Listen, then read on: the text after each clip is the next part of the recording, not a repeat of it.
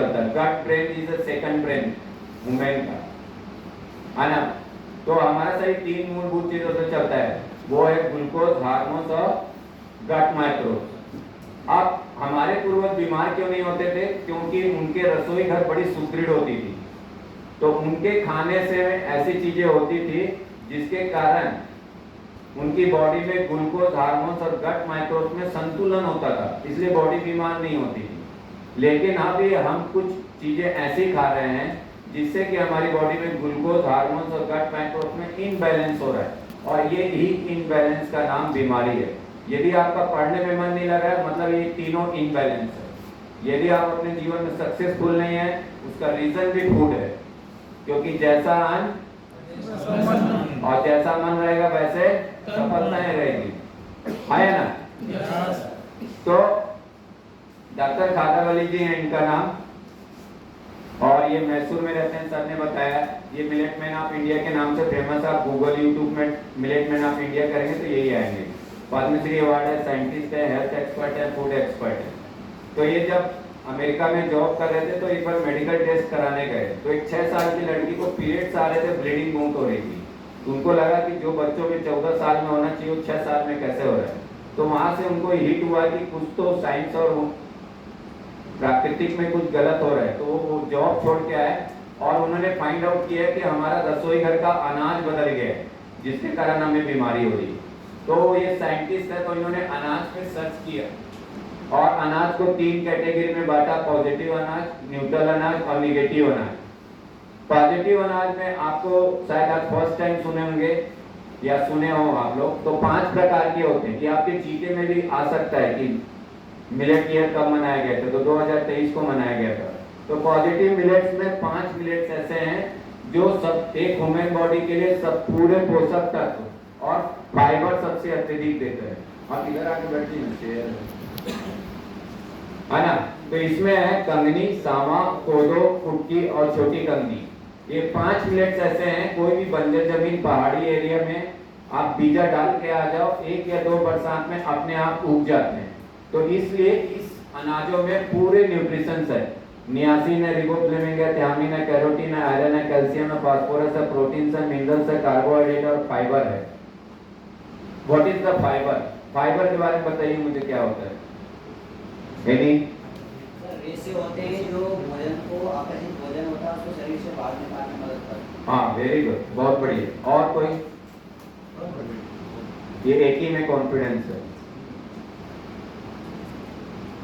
तो देखो, हम खाना बना रहे हैं, रसोई घर गंदा होता है, साफ हो जाता है, बर्तन गंदे होते हैं, साफ हो जाता है, तो जिस थाली में खाते हैं वो गंदी होती है, साफ होता है, हाथ गंदा होता है, वो साफ हो जाता है। लेकिन वही खाना जब हम पेट के अंदर डाल रहे हैं तो पेट भी तो गंदा हो रहा है। इसकी सफाई फाइबर करता है, जो भैया ने उन्होंने बताया। तो यदि हम फाइबर नहीं ले रहे हैं तो हमारा पेट साफ नहीं हो रहा है। और फाइबर, अभी आप खाना खा रहे हैं, खाया ना? Yes sir. कि नहीं खा रहे? तो सबसे ज्यादा क्या खा रहे हैं? कार्बोहाइड्रेट। कार्बोहाइड्रेट में क्या खा रहे हैं सबसे ज्यादा? गेहूं, चावल, आया ना? हमारी थाली में, सुन रहे हो? आया? तो हमारी थाली में अच्छी तरह से सुनना, ये आपके लिए बहुत बढ़िया है। हमारी थाली में शुरू में 30% सलाद होना चाहिए, कंटिन्यूअस खाना चाहिए, क्योंकि कच्चे सलाद में सबसे अच्छा फाइबर है। उसके बाद 10% सब्जी, 10% दाल और 10% पका हुआ अनाज होना चाहिए, और 20% हमारा पेट खाली होना चाहिए। आप बताओ आपका खाना कैसे है? 80% तो आपका सिर्फ अनाज खा रहे हो, पका हुआ, कच्चा खा ही नहीं रहे हो, बॉडी में फाइबर जा नहीं रहा है, बॉडी क्लीन नहीं हो रही है। इसी कारण आपको गैस हो रहा है, एसिडिटी हो रहा है, कब्ज हो रहा है, इसीलिए आपको प्रॉब्लम हो रहा है। और ये 5 अनाजों में पानी कम लगता है, इसलिए इसमें सबसे अत्यधिक मात्रा का फाइबर है। तो ये बॉडी को अपने आप क्लीन कर देता है, जो भी कचरा है उसको, और ये न्यूट्रिशंस को सेट कर देता है। देखो, एक माली है, पेड़ में पानी देगा, खाद देगा, देखभाल करेगा, पेड़ बढ़ेगा कि घटेगा? और नहीं देगा तो just like your body is a tree. यदि बॉडी को पूरा न्यूट्रिशन मिला और फाइबर मिला तो बॉडी भी तो हील करेगी। लेकिन अभी हमारे खाने से फाइबर हट गया, इसलिए हम लोग बीमार हो रहे हैं, हमारा घर के मेंबर, दोस्त, सभी लोग। उसकी वजह है हम सबसे ज्यादा कार्बोहाइड्रेट खा रहे हैं, राइट? तो आज से हमारी थाली में सबसे ज्यादा सलाद खाओ, और आप सलाद शुरू में ही सबसे ज्यादा खा लोगे तो आपका पेट भरे लगेगा, तो पका हुआ अनाज कम जाएगा, और जो भी अनाज पकता है उसका न्यूट्रिशन तो वैसे ही आधा कम हो जाता है, राइट? और सलाद तो खाने में कोई प्रॉब्लम नहीं, बाजार से लाओ, छीलो और काट लो, है ना? क्लियर? तो ये 5 अनाज में सबसे ज्यादा फाइबर है। तो बॉडी में एक पेशेंट को हॉस्पिटल में ग्लूकोज कैसे देते हैं? ड्रिप के द्वारा। लेकिन ड्रिप देगा, बोतल से देखना, वो बूंद बूंद गिरता है ना? तो इसीलिए ये अनाज में फाइबर सबसे ज्यादा है, न्यूट्रिशन सबसे ज्यादा है, तो इसमें खाना धीरे धीरे पचता है, और हमारी बॉडी को जैसे एक हॉस्पिटल में पेशेंट को ग्लूकोज मिलता है, वैसे दिन भर ग्लूकोज मिलता है, और बॉडी दिन भर एनर्जेटिक रहता है, और माइंड हमेशा प्रेजेंट मोमेंट में रहता है। इस 5 अनाजों में वो पावर है, क्योंकि इसमें फाइबर सबसे ज्यादा है, और नेचुरल फाइबर सबसे ज्यादा है, क्योंकि इसमें पानी कम लगता है और बंजर जमीन में उगता है, राइट? दूसरा उन्होंने बताया न्यूट्रल अनाज। न्यूट्रल मतलब जैसे ना उसमें प्लस होगा ना माइनस होगा, जैसे गाड़ी खड़ी है तो ना आगे जाती है ना पीछे जाती है। ये 5 अनाज न्यूट्रल है, जो बॉडी में ना प्लस करता है ना माइनस करता है, वो है बाजरा, रागी, चना, ज्वार और मक्के। ये 5 अनाज में क्योंकि फाइबर मध्यम गति का है, इसलिए ये न्यूट्रल है, इसमें फाइबर सबसे अच्छा है, इसलिए ये पॉजिटिव है। ये इतना सा खाएंगे, ये पॉजिटिव ग्रेन, इतना सा बस आपका पेट भर जाएगा, ज्यादा नहीं खा सकते आप। और दिन भर आपको, जैसे एक पेशेंट को बूंद बूंद ग्लूकोज देते हैं हॉस्पिटल में, वैसे ही ये 5 अनाज आपकी बॉडी में बूंद बूंद ग्लूकोज रिलीज करेगा, बॉडी दिन भर एनर्जेटिक रहेगा, और माइंड प्रेजेंट मोमेंट में रहेगा। और इसमें थोड़ा कम फाइबर है, तो ये थोड़ा ज्यादा ग्लूकोज रिलीज करता है, 3 से 4 घंटे में पचता है, लेकिन बॉडी को डैमेज नहीं करता, am I right? तीसरा, गेहूं और चावल को इन्होंने निगेटिव ग्रेन्स में रखा है ना? और हम क्या खा रहे हैं दिन भर? गेहूं और चावल। इसीलिए मैं बताता हूँ आपका मन पढ़ाई में क्यों नहीं लगता। गेहूं और चावल में सबसे ज्यादा पानी लगता है, तो किसान इसमें फर्टिलाइजर और केमिकल डालता है, तो गेहूं चावल के थ्रू हमारी बॉडी में केमिकल आ रहा है। मुझे बताओ, हमारा शरीर प्राकृतिक है कि केमिकल है? प्राकृतिक चीज में भी केमिकल आएगा तो क्या होगा? यदि दूध का एक बर्तन है, उसमें मैं 2 बूंद दही डाल दूं तो क्या होता है? जस्ट लाइक योर बॉडी, इतने केमिकल्स आ रहे हैं। क्लियर? दूसरा, गेहूं और चावल में आपने एक वर्ड सुना होगा, ग्लूटेन। चलो बताइए क्या होता है ग्लूटेन? गेहूं में मिलने वाली प्रोटीन। तो देखो, हम हमारे बचपन में जब गोंद नहीं थी तो कोई भी पतंग पुस्तक फटती थी तो आटे की लोई से चिपकाते थे, है ना? Yes. अभी भी हम गेहूं का आटा लगाते हैं तो हाथों में चिपकता है, बर्तन में भी चिपकता है, और चावल खाने के बाद हाथ में क्या करता है? चिपसा करता है, गोंद की तरह। माने गोंद की तरह चिपकना और रबड़ की जैसे विस्तार माने खींचना, ये गेहूं चावल में। इसीलिए गेहूं की रोटी बेलन से मिलती है, लेकिन जो बाजरा मक्का की रोटी बेलन से नहीं मिलती, उसको थेपना पड़ता है, क्योंकि उसमें वो बाइंडिंग नहीं है और चिपक नहीं है। अब मुझे तो जो अनाज बाहर चिपक रहा है, वो अंदर जाने के बाद क्या करेगा? क्या करेगा? चिपकेगा। अब मुझे बताओ कि हमारा अनाज चिपकना चाहिए कि अंदर डाइजेस्ट होकर हमको न्यूट्रिशन देके नीचे से निकलना चाहिए?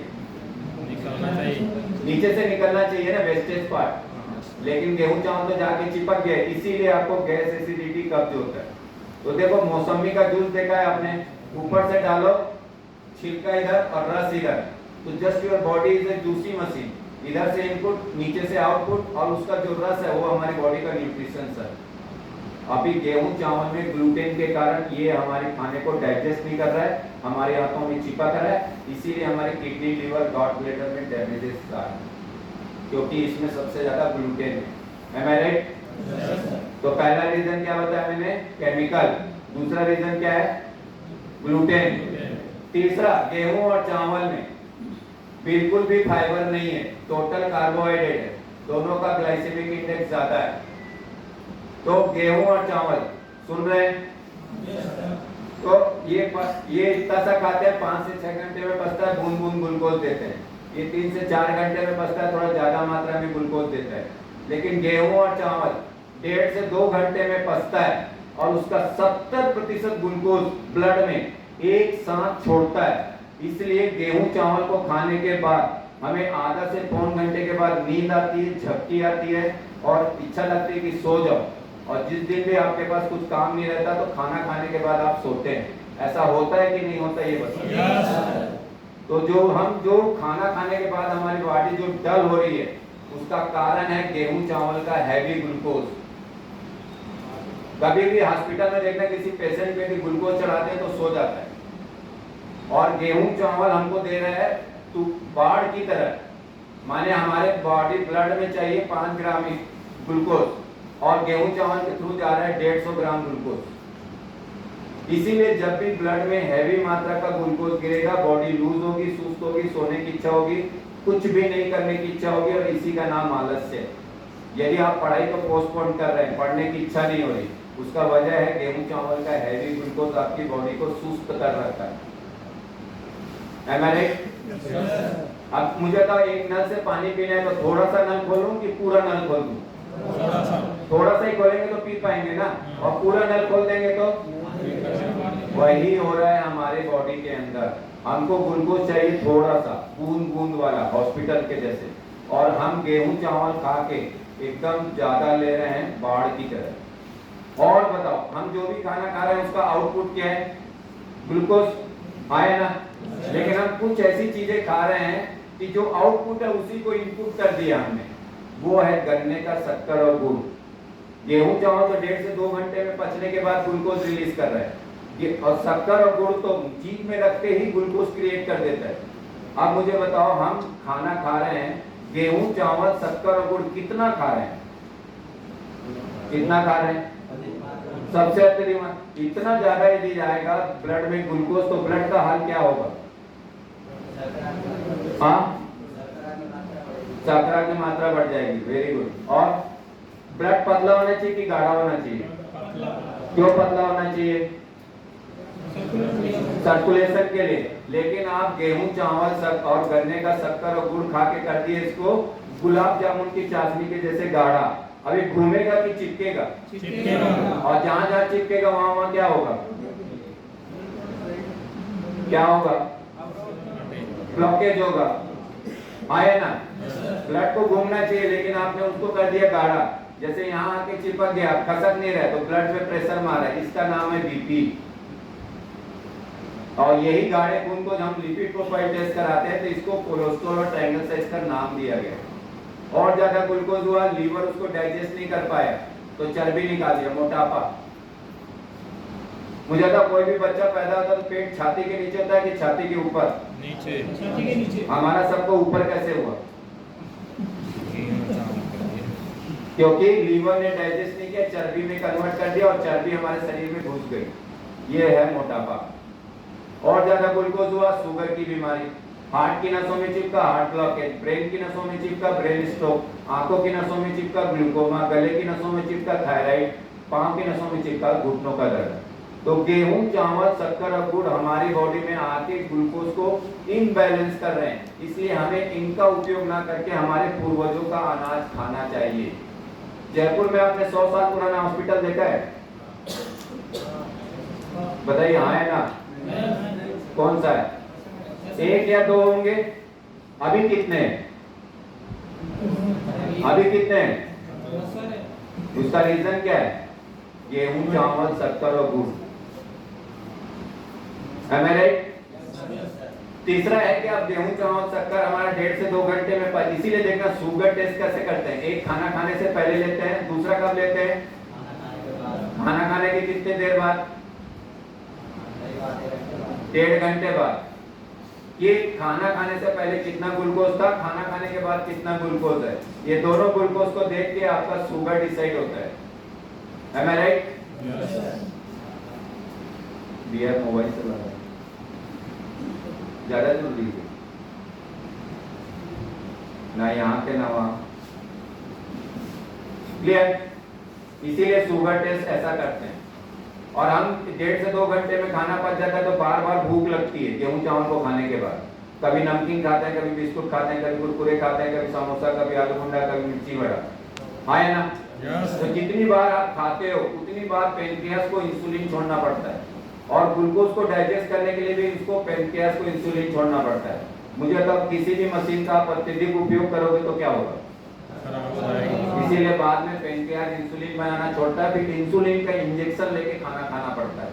तो गेहूं, चावल और शक्कर और गुड़ हमारी बॉडी में सबसे ज्यादा ग्लूकोज इम्बैलेंस कर रहा है। और सबसे गन्ने का शक्कर और गुड़ में आप क्या चाय पी रहे हैं, आइसक्रीम खा रहे हैं, ब्रेड खा रहे हैं, बिस्कुट खा रहे हैं, कोल्ड ड्रिंक खा रहे हैं, टॉफी खा रहे हैं, चॉकलेट्स खा रहे हैं, सब में शक्कर है। और सबसे खतरनाक चीज आप जो कर रहे हैं सुबह उठ के खाली पेस्ट में पेस्ट, सबसे ज्यादा हैवी ग्लूकोज और सबसे ज्यादा केमिकल पेस्ट में और हम दबा दबा के कर रहे हैं। हमारे पूर्वज दंत मंजन और दातुन करते थे, 90 साल तक दांत नहीं टूटते थे। हमें भी दंत मंजन या दातुन नहीं करना है, paste don't use. Heavy glucose दे रहा है और खाली पेट में की गई पेस्ट, ये सबसे खतरनाक है। तो उसको बदलो, मंजन लो, दंत मंजन, और इस उंगली से घसो। हमारे पूर्वज यही करते थे, कोई पेस्ट नहीं किए। क्लियर? मुझे तो हम जो श्वास ले रहे हैं ये बॉडी के अंदर ऑक्सीजन किसके थ्रू जा रही है, ब्लड के नाक के थ्रू, फिर तो आ गई, फिर जा कैसे रही, पांव तक कैसे जा रही है ऑक्सीजन, हाँ ब्लड के माध्यम से। आपने गेहूं, चावल, शक्कर और गुड़ खा के कर दिया है उसको गाढ़ा, या मेरा ब्लड यहीं तक आया और यहीं तक ऑक्सीजन है, बाकी अंग क्या होगा, पैरालाइज हो जाएगा। यहाँ तक ब्लड आया और यहीं तक श्वास आई, ऊपर ब्रेन में नहीं आई तो क्या होगा, ब्रेन हेमरेज। यही तो हो रहा है पूरी जगह। तो ये हमारे ब्रीदिंग को भी इनबैलेंस कर दिया है। कोई भी बच्चा यदि श्वास लेता है तो नाभि तक खुलता है पेट। अभी आप चेक करो आपकी श्वास, इसीलिए आपको योग प्राणायाम करने बोलते हैं कि 10-20 मिनट करो, कम से कम श्वास पूरी नाभि तक तो जाए। अच्छी तरह से आपकी श्वास आ नहीं रही है बॉडी में, और हमारे शरीर की 90% अशुद्धि श्वास से बाहर करती है, और शरीर की गंदगी बाहर अच्छी तरह से कार्बन डाइऑक्साइड निकल नहीं रही है। How to survive your body. और आपको जीवन में सफल होना है तो उसके लिए आपको सबसे पहला थिंग हेल्दी बॉडी चाहिए। Am I right? क्लियर? तो ये 5 अनाज में वो पावर है। तो ये कांगनी पीले कलर की होती है, इस तरह से अपन आखिरी में सैंपल मेरे पास देख सकते हैं। कांगनी है पीले कलर की, हरी कांगनी छोटे कलर की। ये सामा जो अपन उपवास में खाते हैं बगर, ये वही है। लेकिन कोई भी व्हाइट कलर का मिलेट हमें नहीं खाना है, वो पॉलिश्ड है। अनपॉलिश मिलेट में ही सबसे ज्यादा फाइबर है, इसलिए हमें अनपॉलिश मिलेट खाना है। ये सामा ये है, और बाजार में जो सामा खा रहे हैं वो व्हाइट कलर का, तो वो फाइबर निकला हुआ, कोई काम का नहीं। कोदो ब्राउन कलर का, कुटकी है हल्की रेडिश कलर की। क्लियर? ये 5 अनाज ऐसा है, ये कोदो है, कुटकी है, कंगनी है, सामा है। हर मिलेट्स में बॉडी के अलग अलग ऑर्गन्स को क्लीन करते हैं, इसीलिए हमारे पूर्वज बीमार नहीं होते थे, क्योंकि मोटा अनाज खाते थे और मोटा कपड़ा पहनते थे। कांगनी मिलेट्स को खाने से मानसिक तनाव, जोड़ों का दर्द, पार्किंसन, मूर्छा। कोदो खाने से रक्त शुद्धि, रक्तहीनता, रोग निरोधक क्षमता, मधुमेह, कब्ज से दूर। सामा खाने से काले मूत्र, पिंड, अंडाशय, कोलेस्ट्रॉल कम। सामा खाने से अंडाशय, वीर्य वृद्धि, पीसीओडी, संतान न होने की। छोटी कंगनी खाने से जीर्णाशय, जोड़ों का दर्द, रक्तचाप, थायराइड, आंखों की समस्या और मोटेपन को दूर। मुझे तो मेरे इस कपड़े में दाग लगा है तो साफ करने के लिए क्या करना पड़ेगा, साबुन से भी नहीं निकला है तो ड्राई क्लीन कराना पड़ेगा। आया ना? जागृति सो गए? हाँ, अब लगा जागृति।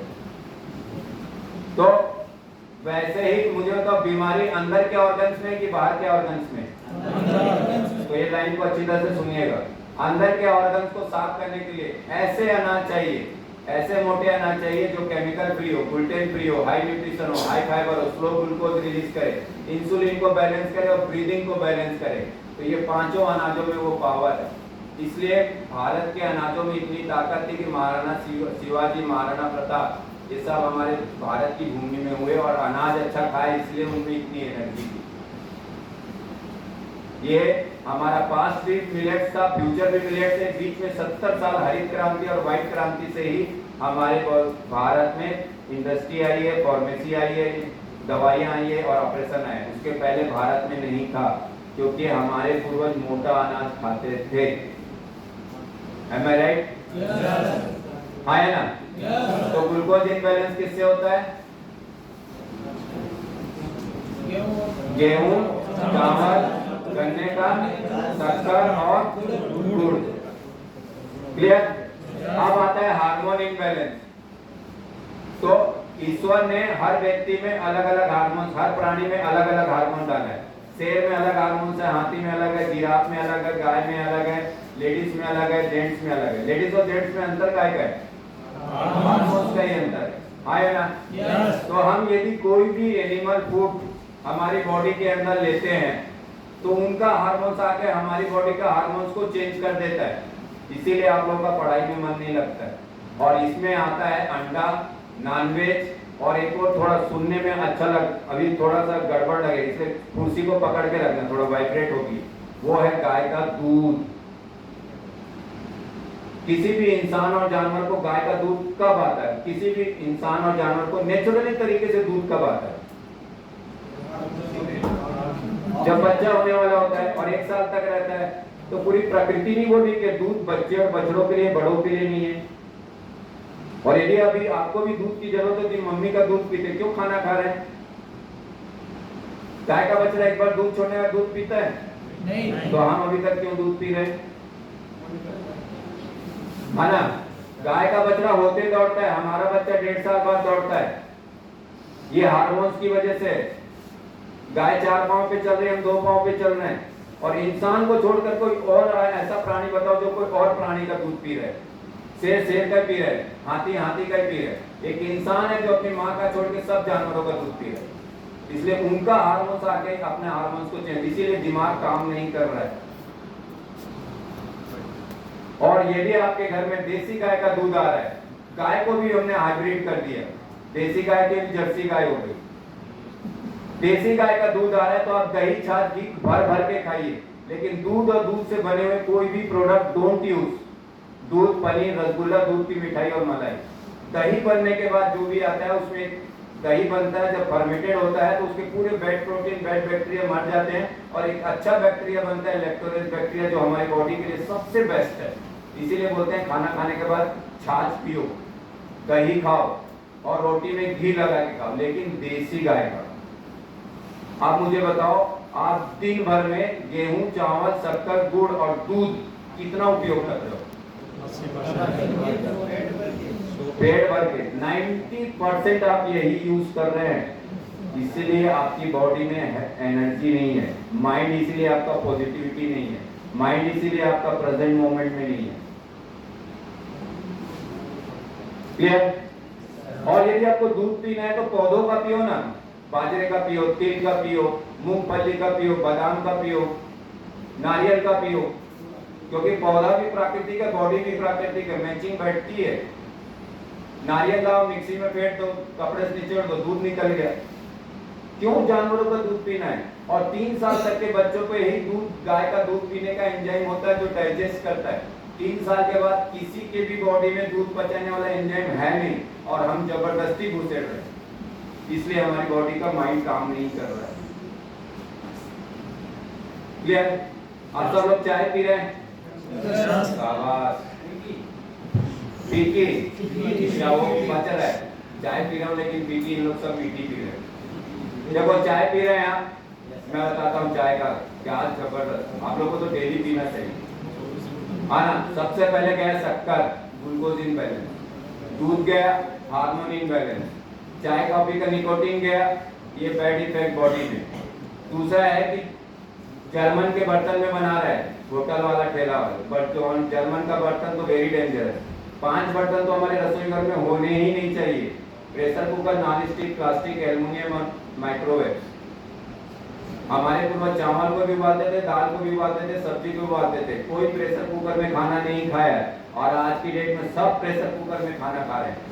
नीचे से भी तपता है, ऊपर से भी तपता है। एक सीटी में खाने का न्यूट्रिशन खत्म है, सिर्फ आप पेट भर रहे हो, बॉडी को न्यूट्रिशन नहीं मिल रहा है। और आज हर जगह आप कुकर का ही खा रहे हो। एल्युमिनियम के बर्तन में बनता है। और कागज के कप में चाय पी रहे हो आप, गरम गरम चाय उसमें डाल रहे हो, उसके अंदर प्लास्टिक होती है, वो बॉडी के अंदर वो प्लास्टिक अलग जा रही है, तो इसीलिए कैंसर सबसे ज्यादा बढ़ते जा रहे हैं। कई लोग पॉलीथीन में चाय लाके कप में डाल के चाय पी रहे हैं। तो फादर सर का था कि इस दुनिया के हॉस्पिटलों को 80% 3 चीजें चला रही है, चाय, कॉफी और दूध। होटल में भी भीड़ है, ठेले में भी भीड़ है, रेस्टोरेंट में भी भीड़ है, किसी के घर गए तो चाय, कहीं आए तो चाय, चाय पे चाय, चाय। इसलिए पूरे हॉस्पिटलों में भी भीड़ ही भीड़ है, गवर्नमेंट तो चाहे प्राइवेट, सब फुल है। उसकी वजह है चाय, कॉफी और दूध। Am I right? समझ आ रहा है बात? तो हमें चाय का यदि दूध पीना है तो पौधों का पियो, और चाय कॉफी दूध की जगह हमें पीना चाहिए पत्तों का काढ़ा, जो हमारे पूर्वज पिया करते थे। तो हथेली के साइज के पत्ते ले लो, जैसे पीपल के हैं तो 2, बेलपत्ती के हैं तो 5-6, तुलसी के हैं तो 20-25। आप उनको तोड़े, 200 ml के पानी में ले, 4 मिनट उबालें और छान के पी ले। जैसे आपने तुलसी से शुरू किया तो 7 दिन तक कंटिन्यूअस तुलसी के पत्ते को काढ़ा पियो। 7 दिन के बाद आप पत्ता बदल दो, धनिया का पियो, मीठा नीम पत्ती का पियो, पुदीना का पियो, बेलपत्ती का पियो, मोरिंगा का पियो, हरसिंगार का पियो, पीपल का पियो, है ना, जामुन का पियो।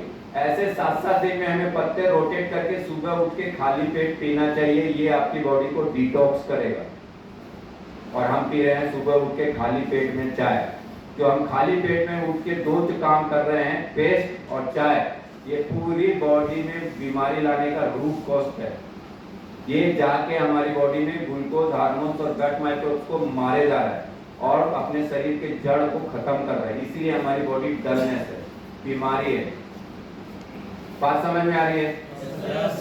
आया ना? तो ग्लूकोज इम्बैलेंस किससे होता है? हाँ, तो आप इतने देर में भूल गए, खुले मन से नहीं सुना मैंने। गेहूं, चावल, शक्कर और हार्मोन इम्बैलेंस किससे होता है? कोई भी एनिमल फूड से। अंडा है, नॉनवेज है, और गाय का दूध। और दूध की जगह हमें दही। गाय के 4 थन होते हैं, 2 थन उसके बछड़ों के लिए होते हैं और 2 थन उसके लिए होते हैं जो उसको पाल रहा है, उसके दही, छाछ, घी खाने के लिए। और काफी, चाय और दूध हमारा संस्कार नहीं था, हमारा भारतीय संस्कार था छाछ पिलाना, दही खिलाना, और रोटी खिला रहे तो घी लगा के खिलाना। ये अंग्रेजों का दिया हुआ है। Am I right? पक्का? अच्छा लग रहा है मेरे साथ? क्या लग रहा है? ये चाहते छुड़वाएंगे करके। आप सबसे ज्यादा यही था। मैं भी ऐसे ही था 2.5 साल पहले, हाँ, इसीलिए मल्टीपल डिसीज थी। क्लियर? अब हम कोई भी खाना खा रहे तो ग्लूकोज बन गया, हाँ है ना? ग्लूकोज का इनपुट तो आ गया, इसका आउटपुट क्या है? तो ग्लूकोज को डाइजेस्ट करना है। ये लाइन को आप अच्छी तरह सुनिएगा कि आपको एनर्जी क्यों नहीं मिल रही है। तो किसी भी ग्लूकोज को डाइजेस्ट करना है तो शारीरिक मेहनत या वॉकिंग करना है। 50 साल वाले व्यक्ति को नियमित 1.5 घंटा वॉक करना है, 60 साल वाले को 2 घंटा, 70 साल वाले को 2.5 घंटा वॉक करना है। जो व्यक्ति जितना अधिक चलेगा, स्वस्थ रहेगा, खुश रहेगा, मस्त रहेगा, खुशी रहेगा, खुशियां बांटेगा। जो व्यक्ति नहीं चला रहेगा वो डलनेस रहेगा, डिप्रेशन में रहेगा, निगेटिविटी रहेगी, परेशान रहेगा, परेशान करेगा। क्यों चलना है? क्यों शरीर से मेहनत करना है? उसका वजह है कि हम जो भी खाना खाते हैं ग्लूकोज आता है, और ज्यादा ग्लूकोज होता है तो बॉडी में सुस्ती रहती है। तो जब हम चलते हैं, सुन रहे हैं? तो जब हम चलते हैं तो हमारा ग्लूकोज बर्न होता है, और ये ग्लूकोज बर्न होके हमारे माइंड को पॉजिटिविटी और क्रिएटिविटी, एनर्जी देता है। और जैसे ही अपने बॉडी में ग्लूकोज की कमी होती है तो बॉडी आपको एक मैसेज भेजती है, भूख लग रही है। अभी हमें किसी को भी भूख नहीं लग रही, हम टाइमली या साइकोलॉजी खाना खा रहे हैं। 8 बजे नाश्ता कर लो, 12 बजे खा लो, 4 बजे खा लो, 8 बजे खा लो, दोस्त आए तो खा लो, पसंद का बना है तो खा लो, कल फेंकने में जाएगा इसलिए खा लो। बॉडी बोल ही नहीं रही है कि मुझे खाना चाहिए और हम चूसे जा रहे हैं। 8 बजे का डाइजेस्ट नहीं हुआ, 12 बजे का दे दिए, वो डाइजेस्ट नहीं हुआ, 4 बजे का दे दिए, 4 बजे का डाइजेस्ट नहीं हुआ, 8 बजे का दे दिए, है ना? इसीलिए आपकी बॉडी में एनर्जी नहीं है। और खाना खाने, इसीलिए हमारे पूर्वजों ने वेदों में बोला था, 1 टाइम खाए वो योगी, 2 टाइम खाए वो भोगी, 3 टाइम खाए वो रोगी, और बार बार जो खाए वो महाबीमारी रोगी। और आप लोग कर ही रहे, कोई दोस्त आया बिस्कुट खा लिए, कोई दोस्त आया समोसा खा लिए, कोई दोस्त आया चाय पी लिए। खाना खाने के 5 से 6 नियम है। बिना भूख के खाना नहीं, जब तक तेज भूख नहीं लगे आपको छूना ही नहीं है। यदि आपको भूख लगी आप कैसा भी खाओ, खाना डाइजेस्ट करेगा, लेकिन बिना भूख के खाएंगे तो खाना डाइजेस्ट नहीं करेगा, फर्मेंटेट करेगा, अंदर सड़ेगा, और यही सड़न आपकी बॉडी की और माइंड की एनर्जी को डाउन करेगी। बिना भूख के खाना नहीं, और खाली पेट रहना नहीं। जैसी भूख लगे खाना है, और भर पेट खाना नहीं है कि गले तक भर ली। और खाने के बाद सोना नहीं है, खाने के बाद हमें शवासन या योग निद्रा करनी चाहिए। और शाम को 6 बजे के बाद खाना नहीं है। शाम को 6 बजे के बाद क्यों नहीं खाना है? क्योंकि हमारी बॉडी सूर्य की एनर्जी के साथ चलती है, इसीलिए बोलते हैं सबसे अच्छा नाश्ता होना चाहिए दिन में मध्यम गति का, और शाम को नहीं के बराबर खाना चाहिए। जब लाइट नहीं थी तो हमारे पूर्वज 6 बजे खाते थे, 7 बजे सोते थे, और सुबह 5 बजे अपने आप उठ जाते थे। अभी आप लोग कितने बजे खा रहे हैं? 10 बजे। वेरी गुड, शाबाश। 11, वाह शाबाश। मुझे तो आप कितने लोग सोते समय हल्का कपड़ा पहनते हो? सभी लोग किस टाइप कपड़ा पहन के सोते हो? तो सोते समय पेट को हल्का कौन रखेगा? अरे शाम को 6 बजे खाओगे तब 9 बजे तक पेट हल्का होगा। और ये लाइन को सुनिएगा, है ना, हल्के पेट में आपको गहरी नींद आएगी, और गहरी नींद आपकी बॉडी के दूसरे दिन के लिए एनर्जी है। यदि मैं आपको 3 दिन जगा दूं, सोने नहीं दूं, चौथे दिन आप पागल हो जाओ। नींद भी एनर्जी है हमारी बॉडी की, और आपको नींद आ नहीं रही है, इसलिए दूसरे दिन उठते आपको डलनेस लगता है, उठने की इच्छा नहीं होती, क्योंकि आपका भोजन अच्छा नहीं है, टाइमली नहीं है। Time is a food, food is a medicine, don't medicine is your food. चलती हुई एक गोली खा लेते हैं, बात समझ रहे हैं? इसलिए हमें रोज वॉकिंग करना है 1.5 घंटा। सुबह की हवा सबसे लाख रुपए की दवा। 5 से 6:30 वॉक करो, इसीलिए आप 9 बजे सो जाओ, क्योंकि 9 से लेके 3 बजे की नींद सबसे सुपर नींद होती है, वही बॉडी को रिचार्ज करती है। इसीलिए बोलते हैं यदि आप 3 काम कर सकते हो तो आपकी बॉडी कभी बीमार नहीं होगी। एक तो शाम को 6 बजे के बाद कुछ खाओ मत, सिर्फ पानी पियो। सुबह सूर्यास्त से पहले उठ जाओ, और बिना भूख के खाओ मत। सिर्फ ये 3 फॉर्मूले को भी आप एडॉप्ट कर लो तो आपकी बॉडी कभी बीमार नहीं होगी। और आप ये तीनों को ही फॉर्मेट उल्टा कर रखे हो। 9 बजे खा रहे हो, 1 बजे सो रहे हो, सुबह 9 बजे उठ रहे हो, और बिना भूख के खाए जा रहे हो। दोस्त समोसा लाया, चल यार मैं भी खा लेता हूँ, फ्री में मिल रहा है। बिना भूख के खाना नहीं। ये 3 फॉर्मूला आप लोग एडॉप्ट कर लो। शाम को 6 बजे के बाद कुछ भी हो जाए नहीं खाना है, पानी पियो। सुबह 5 सूर्य उदय उसके पहले उठ जाओ, वॉकिंग करके आओ, दौड़ के आओ, तो आपका ग्लूकोज बर्न होगा, पॉजिटिव एनर्जी है। और कई लोगों ने बोला जो सूर्य उदय नहीं देख सकता उसका कभी सूर्य उदय होता ही नहीं, सोचते रहेगा। Am I right? एक गाड़ी 6 महीने से खड़ी है और एक गाड़ी रोज चल रही है, आपको कहीं जाना है तो कौन सी गाड़ी उठाएंगे? क्यों उठाओगे? वो वाली को क्यों नहीं उठाए? तो आप शरीर का उपयोग नहीं कर रहे तो ये भी जाम हो रहा है। यदि आप पढ़ने बैठ रहे हो, मन नहीं लग रहा, मतलब आपकी बॉडी में एनर्जी नहीं है। क्यों? क्योंकि आप वॉकिंग नहीं कर रहे। जिम की हमें जरूरत नहीं है। जिम एक तो कमरा बंद है, हवा नहीं आ रही है, म्यूजिक जोर जोर से बज रहा है और मशीनों पे दौड़ा है, उससे अच्छा आप नेचुरली बात करो। क्लियर? हाँ या ना? तीसरा, हमारे पूर्वज सुबह उठ के क्या नाश्ता करते थे? चाय राबड़ी ना? कैसे बनाते थे?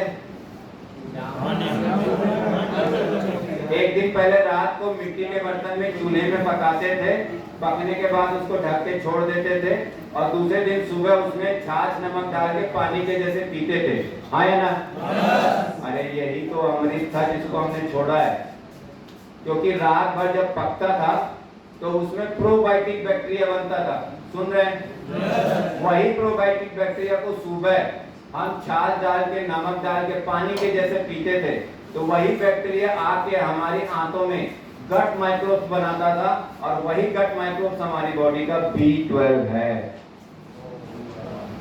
तो हमारे पूर्वज पढ़े लिखे नहीं थे, लेकिन जीवन और शरीर के बारे में वेरी इंटेलिजेंट और साइंटिस्ट थे। इसलिए हमारा सुबह का नाश्ता राबड़ी होना चाहिए।